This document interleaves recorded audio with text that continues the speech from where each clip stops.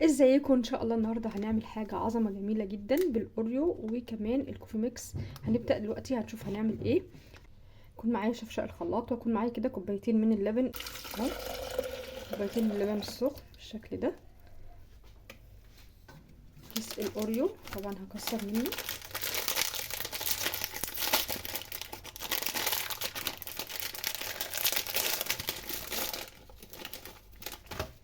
بالشكل ده. هاخد منه كده اهو كام وحدايه. معايا هنا معلقه من الكريم شانتيه، دي معلقه من الكريم شانتيه هضيفها كده. واللي هو الكوفي ميكس هحط بقى كده الكوفي ميكس بتاعي بالشكل ده. كمان هحط معلقه من السكر، والسكر ده طبعا حسب الرغبه. بعد كده بقى هضربهم في الخلاط مع بعض ونشوف في الاخر الخليط هيكون شكله ايه.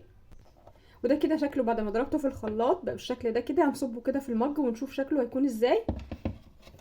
هنحط بقى كده المج بتاعنا ونصبه بسم الله بالشكل ده.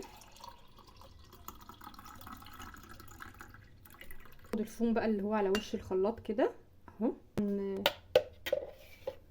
بالشكل ده اهو. نحط الفوم كده عشان يعمل شكل حلو كده في المج بتاعنا بالشكل ده كده. بعد كده بقى بنزينه كده من فوق بالاوريو المجروش يعني. جبت كده 2 من الاوريو كسرتهم واحطهم كده على الوش كتزيين، شكله جميل قوي وكمان طعمه خرافه كده. زي ما احنا شايفين بقى معايا احلى مشروب اوريو لاتيه بالكوفي ميكس، تحفه جدا جدا ومكلفناش حاجه. وكمان حطينا كده الشليمون. اتمنى يا حبايب قلبي كده الفيديو يكون عجبكم ان شاء الله. ما تنسوش بقى لايك وشير وسبسكرايب واشتراك في القناه. اشوفكم على خير الفيديو الجاي، ودمتم في رعايه الله، والسلام عليكم ورحمه الله. باي باي.